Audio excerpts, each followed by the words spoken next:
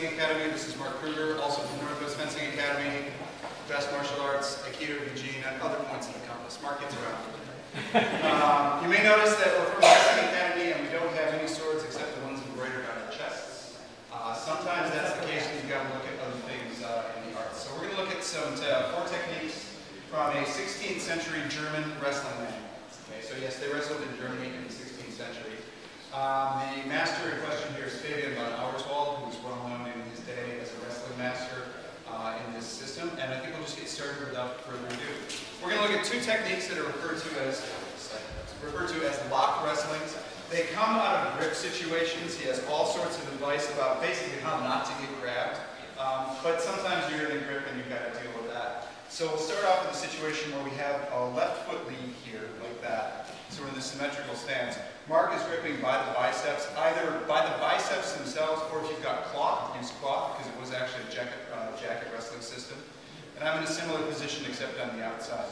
The first thing I want to do is find out if he's strong or weak there. And for purposes of the exercise, he's going to be weak. I'm going to feel that right there.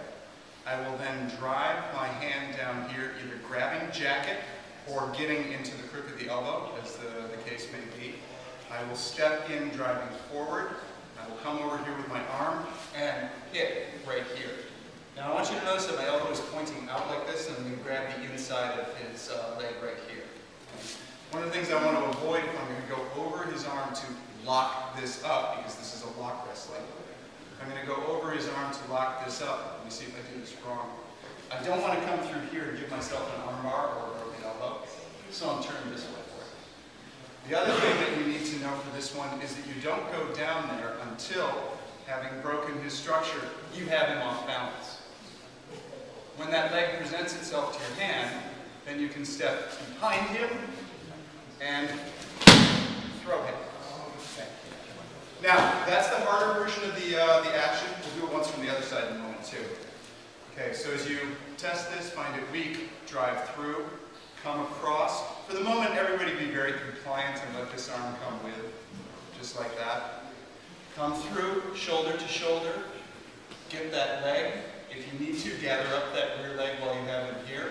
Step and throw. Let's do the other side. Oh, actually, just stay right there and throw me. So, I'm on the inside.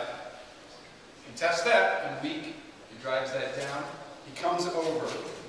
Okay, right here, he's got me up. Now, he'll go ahead and do the hard one first. Go ahead. And then, he'll do the easier version where I get to decide what happens. Okay. So he comes in. He's got me off balance. Grabs inside the leg. And I just need to go back easily as I choose. Check in with your partner. Do you want to take the hard fall, which by the way requires room to torque it around, or do you want to take the easy back? Questions? Okay. Let me go with a question Sensei asked earlier. Who has not really done throws and falls before? Raise your hand. Pair yourself with somebody who has. So those of you who have done it before, find the people who raise their hands here and work with that. Okay, let's go ahead. There's always the possibility that it doesn't go quite as planned. I'm sure we can all enumerate a whole bunch of things just from a few minutes of practice of what if it doesn't happen this way. We're going to look at one specific one. So we're in here. So I test that arm. I'm thinking he's weak there. I get him off balance. Oh, I don't have him off balance right now. He's set into me. For the moment, we are equal. Now, where's his force vector? Behind you. Into me. Yeah. So the way to take advantage of that is, since he wants to go that way, let's let him go that way. Okay, just not the part he expects. So from here, I drive in. I've come through, by the way, the chin against the elbow against the chin is still a bonus. I'm not going to that today. I come through, I do not have him off balance, so I've got to take something. He's behind me, isn't he? He could do something. And through. Anybody ever pulled a lawnmower engine? That's what you're doing here. Okay. So that's Mark's analogy.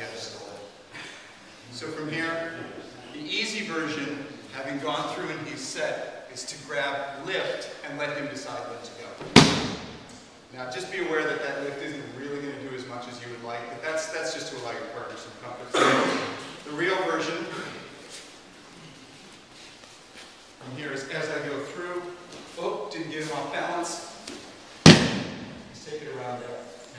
So instead of trying to do this grab, I shift to this. Boom, boom. Like that. Everybody see that? Okay, allow yourselves plenty of space. Mark's going to throw me. I want to go around there. Okay. So I want you to actually watch my legs in the throw here. Okay, so we come through, he comes in, I set into him. Okay, and then here as he lifts, watch. You see how I hooked his leg there? That can make life a little easier on you as you take the fall. Okay, it's not going to prevent him doing what he's doing. Yeah, it's not going to prevent that. But it does mean that your impact can be a little bit nicer. You'll notice I didn't even slap on that one. I did it all with a hook. Slap anything. Okay. So, go ahead. The rest of the time on just that, we're going to move to a couple more. We're moving into hip throw territory, which is pretty standard, I think, for a lot of you in this room. The basics of this hip throw are very much like a judo hip throw. There are a couple of differences that I'll point out. So from here we're in a right knee situation. Now this is going to look very familiar to all the judoka in the room who are used to moving in like this fashion. We're going to move in, get his balance, and we step deeply behind, hip low. I'm going to load him up. And then this is the decision point that Sensei Best was talking about earlier. It's not exactly the same as Mark is on his back, but he can make the choice about where to go. If you are not comfortable with looking at the sky and then finding your way to the ground, tell your partner. And then just get to the point where you're kind of loaded, and then just gently set back down. That said, what we're looking for is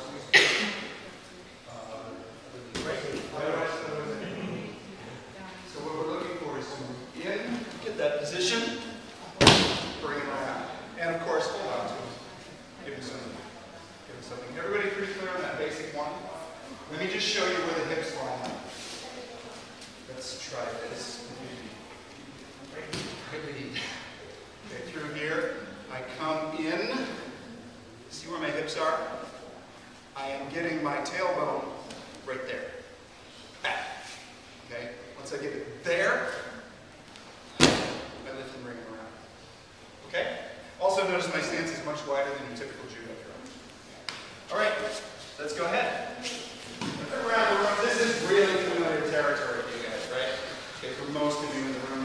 And if it's not familiar, another 30 seconds won't much, but we can talk after. Okay, so I think here. So once again, it's really wonderful when they're compliant, if they often are not, right?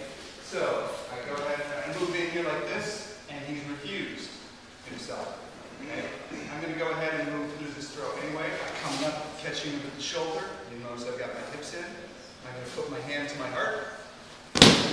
Throw him. Okay? So, do it slowly. I'm looking for that leg to be there. I start, it's not there. I'm going to move in, still controlling here. I'm going to come over his shoulder, so I'm passing. My hand goes between his head and my head. Okay? Get my hips set in here. And it can either be a lift or a torque. I'm tending to do it as a lift, but you can also just torque them over your head. We'll show the torque version. So I'm moving in, he's gone. I step in, here's the torque. Right there, I just use this to kind of pull it around and it goes over my leg more. You can choose either of those. How many people would like to see the first one, the actual throw again? Okay. I know who I'm working with. Come in. These are people up. That was start to move in, that's confused. I'm killing him anyway. And bring him around. Okay. I have my hand on your hip that one, didn't I? Yes. Yeah, I should have gone over his shoulder. Sorry about that. We'll get that one. We'll get that in post-production. That's okay. We'll edit that one. We just like to watch them fall. Coming in here, I move here, bring this in close. I want that right here.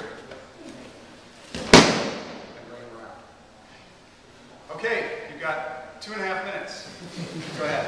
I'm going to help people with it. So, what's happening here at the shoulder? So again, I'm moving in. And what I need to do is capture him and break his balance here and get him over. And then my shoulder is moving, my hip ought to follow it here.